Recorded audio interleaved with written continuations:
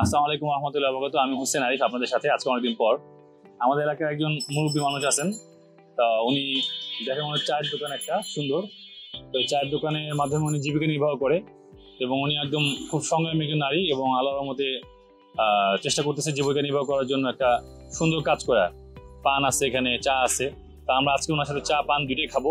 আর ওনার জন্য এই শীতে দেখেন শীতে উনি কোনো শুধু একটা সোয়েটার পরে আছে, যদিও আসলে আমার অনেক দেরি হয়ে গেছে, অনেক আগে দেওয়ার কথা ছিল ওনাকে, প্রায় 15 দিন আগে, তা আমি সময় করতে পারি নাই। তো ওনার জন্য ছোট একটা গিফট আছে আমার পক্ষ থেকে।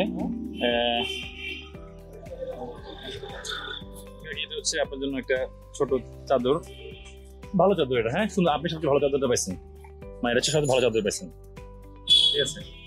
আর এটা হচ্ছে ওনার জন্য একটা কম্বল, সুন্দর কম্বলটা অনেক সুন্দর, নেন আপনার কাকে আপনার কম্বল ভালো না, এটা ভালো কিন্তু, হ্যাঁ ভালো কম্বল দিই আমি, কিন্তু খারাপ দিই না কাউকে, মানে হচ্ছে যেই ভালোটা দিই কিন্তু খারাপটা দিই না।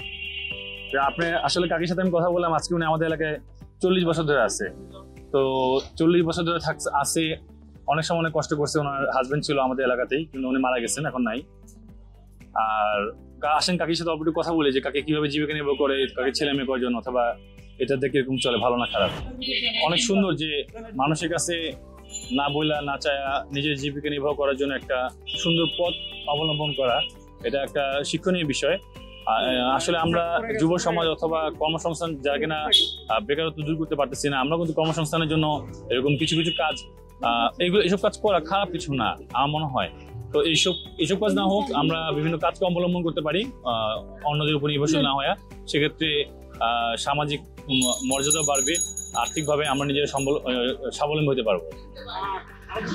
দেখো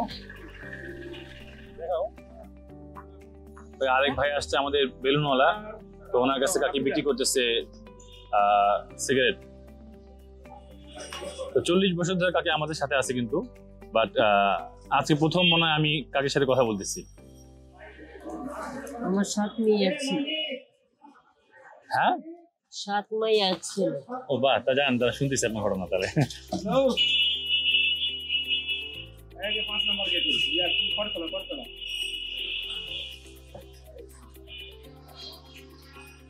7 মেয়ে একটা ছেলে। ও 7 মেয়ে এক ছেলে, তারপরে কই আছে এখন? মেয়েকে বিয়ে দিয়ে দিছি, ছেলেটা আমার সাথে আছে। ঘরে আছে ছোট? মেয়েগো ছোট, মানে অনেক ছোট না, অনেক বড় হয়েছে, ইন্টার কমপ্লিট করছে। ও ইন্টার কমপ্লিট করছে মাত্র? তা তো অনেক দূর এখন। ইন্টার পাস হয়ে গেছে? ইন্টার পাস করে বিয়ে 2 বছর পড়লো, 2 বছর পরে ওনার পড়াইতে পারতেছিল। ও বিয়ে করছে 2 বছর? আপনি যে এরকম করে বসেন কিরকম লাভ হয়? স্ট্রোক করা রোগী না, একদিন যেদিন সুস্থ থাকে এদিন ভালোই হয়। ও আপনি স্ট্রোক করা? আমি 2বার স্ট্রোক করব। ও উনি 2বার স্ট্রোক করছে, আপনি দেখছেন? আসলে আমাদের বাংলাদেশের মানুষরা যে কি অবস্থায় আছে, অথবা আমাদের এই মানুষ দরিদ্র জনগোষ্ঠী যে কত কষ্ট করে জীবিকা নির্বাহ করতেছে, অথবা জীবন সংগ্রাম জীবনটাকে পার করতেছে, সেটা আমি কথা বলতে যে আসলে ভিডিওগুলো আমি যে করতেছি রিপিটেডলি, এগুলো করতে যে আমি অনেক শিক্ষা, মানে আমি নিজে অনেক শিক্ষা পাইতেছি যে তারা অনেক মানুষ সম্পর্কে অনেক কিছু জানা, তাদের সম্পর্কে আসলে না জানা বিভিন্ন কথা বলা, এগুলোর থেকে যে দূরে থাকতে হবে, মানুষ সম্পর্কে বিভিন্ন ধরনের কমেন্টস করা, এগুলো আমাকে খুব বেশি করে মানে কষ্ট দেয়। যে আসলে মানুষের জীবন সম্পর্কে যত জানতে পারতেছি, তত বেশি বিভিন্ন উপলব্ধি হয়, যেগুলো আমি পরবর্তীতে ইনশাআল্লাহ আপনাদের শেয়ার করবো। কারণ আমরা দেখেন উনি কিন্তু 2বার স্ট্রোক করা, এটা কিন্তু অনেক কষ্টকর। তারপর আপনি তারপর বাসা বাড়ি কাজ করতে পারি না, তাই এই দোকানে বসে যেদিন ভালো সুস্থ থাকি সেদিন মনে করে 1000-1200 বা 1500 হয় থাকে, মানে কি বিক্রি হয়। আর যেদিন মনে করেন বিক্রি হইয়া যায় কিন্তু টাকা থাকে না, হ্যাঁ ওই যে স্মরণ শক্তি কমে যায়, বেশি দিয়া লাই। এরকম হয়? স্মরণ শক্তি যারা কিনে ওরা ফেরত দেয় না? কয়জনে ভাই ফেরত দেয়? আপনার মামারও ভাই কইতাম, আমাদের বলে ভাই আপনার লাভ কত থাকে? 200 টাকা থাকলেই আমার হয়।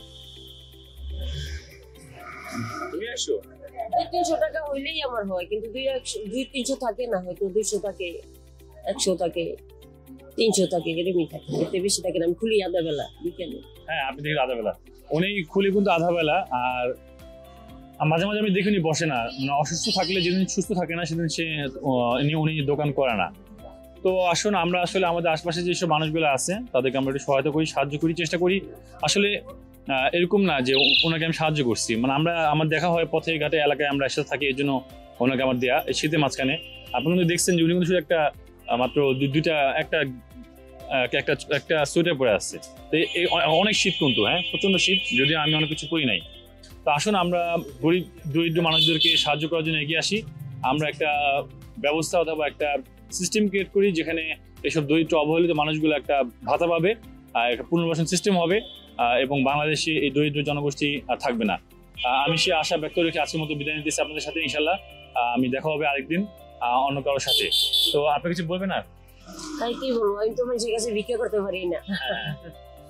আমি না খাইয়ে কষ্ট করি, কিন্তু আমি মানুষের কাছে চাইতে পারি না, কাউকে কাছে চাইতে পারি না। হ্যাঁ তাই তো, উনি একটা সুন্দর কথা বলছে যে আমি না খেয়ে থাকতে পারি, তো মানুষের কাছে ভিক্ষা করতে পারি না। তো এই জিনিসটাকে আমাদের যেসব মানুষগুলা এরকম কর্ম অথবা কাজ করে জীবিকা নির্বাহ করে না, তাদেরকে ইন্সপিরেশন দিতে হবে। তাদেরকে কিভাবে কাজের মাধ্যমে পুনর্বাসন করা যায় অথবা জীবিকা নির্বাহ করার একটা ব্যবস্থা করা যায়, সেই ব্যবস্থা দিকে আমাদের মনোযোগ দিতে হবে। তো আমি বয়স্ক ভাতার সাহায্য পাই না, বিধবা সাহায্য পাই না। হ্যাঁ, উনি আসলে কোনো ভাতা পায় না, কোনো বিধবা কোনো ভাতা নিয়ে উনি পায় না। তো আমাদের আসলে যে বর্তমান যে অবস্থা বাংলাদেশের প্রেক্ষিতে আমি যে অনেক মানুষের সাথে কথা বলি, অনেক মানুষ অনেক কষ্টে আছে যেগুলো কিন্তু প্রকাশিত হয় না। এই কষ্টগুলো নিয়েই এই মানুষগুলা কবরের বুকে ঠাঁই নেয় জীবন শেষে। তো আসলে এই কষ্টগুলো না করতে হয় এরকম উপায় আমাদের বের করা উচিত। এসব মানুষগুলো যেন আমাদের মতো একটা সুস্থ স্বাভাবিক ভালো একটা জীবন উপভোগ করে জীবন থেকে বিদায় নিতে পারে, সে আশা ব্যক্ত রেখে আমি আজকের মতো বিদায় রাখবো। ইনশাল্লাহ আমরা একটা ব্যবস্থা খুব তাড়াতাড়ি আমি একটা ব্যবস্থা ক্রিয়েট করবো। আমি ছোট একটা পুনর্বাসন ব্যবস্থা তৈরি করবো। আশা করি একদিন সেটা সেই স্বপ্ন আমার পূরণ হবে। তো আজকের মতো আমি বিদায় নিতেছি। আল্লাহ হাফেজ।